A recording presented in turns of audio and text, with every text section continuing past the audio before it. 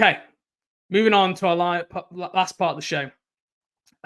Before we do, I want to quickly tell you about the All Hornets t-shirt online store.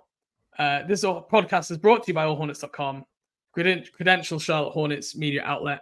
And make sure you go check out our All Hornets store. It's in the link for the podcast description. We have our own logo t-shirts. We have some quotable collections, which you'll be able to see on there. Go on there, grab yourself a t-shirt. All the money goes back into helping the show. So we appreciate your time. Chase, I asked you to come with one mock trade, locked, loaded, ready to go. Your favorite one ahead of the deadline. Fire away. So we're going to be talking a lot about the Pistons on this episode, but the deal that I came with actually does not feature anybody that we have talked about previously other than one Miles Bridges. This trade for between the Hornets and Pistons sends Miles Bridges and Nick Richards to the Detroit Pistons in exchange for Isaiah Stewart and Marcus Sasser. No picks, just a direct 2 players for 2 players swap. I really like this one. Isaiah Stewart to me is becoming a very real spacing big man, and something that I have wanted to see for a long time since LaMelo broke into the NBA is him playing with a legit shooting big. Like PJ Washington is a stretch 4. Isaiah Stewart is a 5 that can shoot for threes from above the break. He takes almost all of his threes at the top of the key.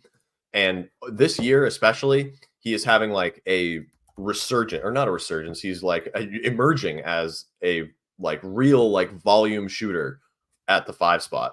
And the biggest reason for that is taking corner threes. His first couple of years, he took a total of 9 corner threes, and he was 1 for 9. This year alone, he's 18 of 47 on corner threes. Pretty much only shoots pick and pops from the top of the key or relocates and spaces out to the corner. He hits at a high rate from all of those spots, 37% non-corner 3, 38% from the corner. Real threat to shoot, and LaMelo's never played with a guy like that. Obviously, Marcus Sasser solves the backup point guard problem, is in his first year of his career, so you're going to be paying him less than $3 million for the next 3 years as a late first-round pick. Would just fill that backup point guard hole permanently, or not permanently, but long-term immediately, and you wouldn't have to sign or spend much money there. So swapping out Miles and Nick, 2 guys that I think are valuable players and are good right now, but are also not necessarily guys that you need to keep around for the long term and can extract some value from if you felt that was the best course of action. And here, I think that is a very, very good trade for doing so. And obviously you get off of Miles and have that free agency problem is no longer your problem. And it's solely on Detroit at that point, and you get 2 guys that are signed long term and can be real rotation players for you. Okay. I don't think I love it, and I think this is the reason why. I'm just not an Isaiah Stewart guy. I know what all the percentages say, but I watch the Pistons play, and every team loves when Isaiah Stewart takes that 3. And are almost kind of gearing their offense to be sure, Isaiah Stewart, you go shoot those 3s. He has a really slow release. He only shoots them when he's really wide open. So I think his gravity as a 3-point shooter is a little bit less than that. And also just defensively, I just haven't ever felt he's an impact maker there. He's tough and he's physical, so he ticks that box. I agree with that. And he can obviously space more so, but just kind of feel like you're trading for maybe a better rebounding version, but a worse scorer than PJ Washington. And he signed, I think, for $15 million per year for an upcoming 4-year contract extension. That jams up your Bucks a little bit. I just feel then I know you could move Washington anyway, but I really like Marcus Sasser. Don't get me wrong. He's for me, that's first round pick value you're getting there. But obviously you're higher on Stewart than I am. And for that reason, again, I've talked about the picks over players thing, and I'm just not a big Isaiah Stewart guy. So I can understand what you're wanting to do at shooting, at toughness. I can see it. But I would not like this trade. And I think the team would be unlikely to make it simply because of adding guaranteed salary for 2 salary slots for the next 4 years, basically, by making this deal would be a bit of a risk by this outgoing front office. No, I totally agree. It doesn't necessarily line up with what I think that they will do, but if I were, in charge and could if you pull were the new strings here, GM in place, yeah, right. Like this would definitely be one of those things. Like to me, Nick makes $5 million, Isaiah Stewart makes 15. I I'm genuinely Nick think Richards as well. I wouldn't even do this for Miles Bridges straight up. I'm not even gonna really. lie. Yeah, I think that, maybe I think this is probably just because we have much different which is fine. valuations of the players. That's Absolutely. That's part of the game. But yeah. I personally I think that $10 million increase in salary between Nick and Isaiah Stewart is worth it. Like I just don't think Nick long term, especially when Mark comes back and is somebody that hopefully is playing like 30 minutes a game. Like I just don't think you're getting enough out of that spot in the rotation or like enough versatility out of that spot as you could or as you may need going forward, especially if you're re-signing many of the players that are still here now. Like I think Isaiah Stewart's physicality, spacing, I probably like his defense a little bit better than you do. The rebounding especially is going to be a huge thing. Like I just think that's a better fit and just gives the Hornets more versatility going forward than like having 2 7-foot run and dunk bigs that don't switch, don't shoot, don't pass, don't dribble. Well, he's only played 30% of his minutes at center this year.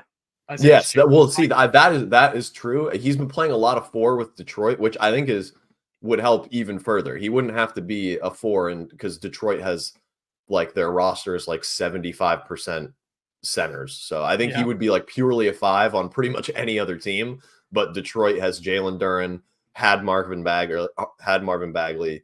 They still have James Wiseman, Danilo Gallinari, Mike Muscala. Like they literally have like 50% of their roster as centers. So I think part of that is due to him being kind of pigeonholed there. But maybe that's why he's shooting more. Like it's because as a 4, you need the space. And it's kind of just it will be, maybe added like another layer to his game where now as a 5, he's like a legit. You don't get centers hanging out in the corner, right? No, which is that's why his 3-point shooting from the corner is improved this year. Okay, my trade, and I've stolen this one from an upcoming Stinger episode I have covering the Oklahoma City Thunder, which will be out some point this week before the trade deadline. Gordon Hayward is getting traded. Thank the Lord. Gordon Hayward and Ish Smith to Oklahoma City in return for Davis Bertans, who is $17 million per year, and he is next year too, but only $5 million of that's guaranteed. So you can waive him in the summer and essentially pay him $5 million. So he's not quite an expiring, but he's not taking bad money on for next year. He's kind of somewhere in the middle. Alexei Pokusevsky, he's an expiring $5 million per year, just in here simply for salary matching purposes, as is Trey Mann, although he's actually got 2 years left in his contract, and there's a little bit of duplication between Trey Mann and Nick Smith Jr. as like kind of undersized 2 guards who like to do a lot of pull-up shooting. So it's not a talent play here, but for me, the other thing you're getting with this deal is 2 second-round picks. 2025 second-round pick via Atlanta, 2026 second-round pick via Golden State. You give Oklahoma City, one of the youngest teams who've got a chance to win it all this year, 2 veteran players. Ish Smith, championship DNA last year with Denver, was a great role model on that team, can go and do that again with Oklahoma City. You give them Gordon Hayward, a skilled wing scorer who can like really play in the half court when things grind down and slow down in the playoffs. Gives them some real playoff experience to a team that lacks it, but is obviously incredibly talented. And they didn't give up a single, not even a first-round pick, or a single rotation player at the moment. And they're able to massively upgrade with that Gordon Hayward position and that Ish Smith in that role. For me, like the only reason this wouldn't happen is if Oklahoma City find like a better player to use that Davis Bertans contract on, right? So that is the only way that I don't think this makes sense for both teams. What do you think? It's an easy sell for the Hornets fans, right? Because you're giving away expirings for picks. It's hard not to like this for the Charlotte Hornets, but I guess my question isn't what do you think? It's do you think this is realistic? I definitely think it's realistic because I think like if you, like you said, the caveat that the Thunder can't find like a better option to move that Davis Bertans contract, I kind of think there's a way you could get a first round pick out of them for that. The Thunder in this upcoming draft already have 5 draft picks. They do. Like they have to move off of those at some point. They don't have the roster space to draft 5 rookies, 3 of those which would be first round picks. Or they have 4 draft picks in 2024. 3 of them would be first round picks. They don't have the roster space to add 3 guaranteed contracts and then 1 second round player. So you kind of like would be able to just be like, why don't we just take this pick off your hands? You get a half season rental of Gordon Hayward. You get off the Davis Bertans contract, which is 2 years, $17 million.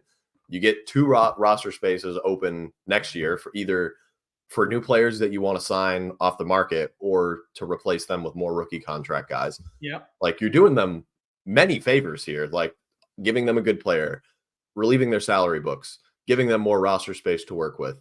They still get like they still have like retain much of their pick value. Like you wouldn't have to trade like, you know, that 2025 Miami pick that's protected, like the 2027 pick from Denver and the Clippers. Like those could be really valuable down the road because these teams are good now, not in 2027. Like if you ask for their 2024 Utah pick that's protected 1 through 10, like probably going to land like between 11 and 18 or so. Like that's not an overly valuable pick. I feel like you could definitely get that for what you're giving them in that regard. And like, that's a very specific scenario, but because Gordon Hayward otherwise is not going to fetch a first round pick. But if a team like the Thunder, I really think there's a way to like extract that.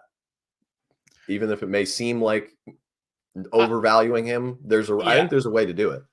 I mean, look, just having a first for Gordon Hayward, an injured Gordon Hayward at that, would seem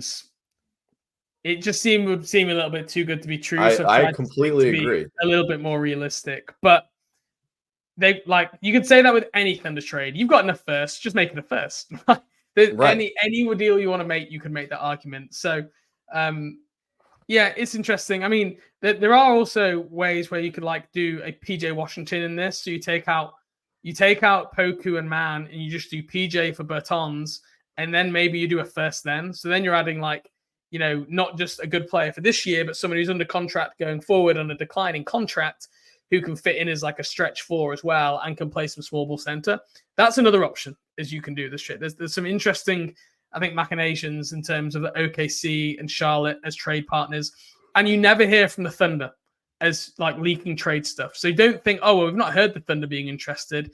They generally do make a small upgrade at the deadline doing something. And I think the Charlotte Hornets make sense as a good trade partner for them. Okay.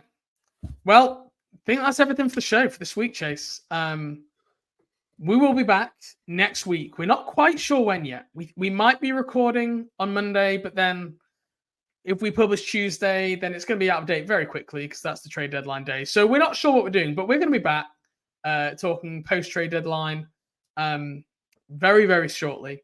Make sure you stay with us. Should be an interesting time. Could be a lot more changes coming to the Charlotte Hornets roster. And I can't wait because right now this team they're just not playing hard because I think half the team thinks they're not going to be here in a week. And they're only human.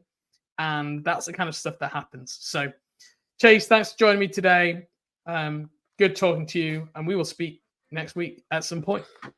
Pleasure as always. Thank you, everybody, for listening. We will talk to you again soon.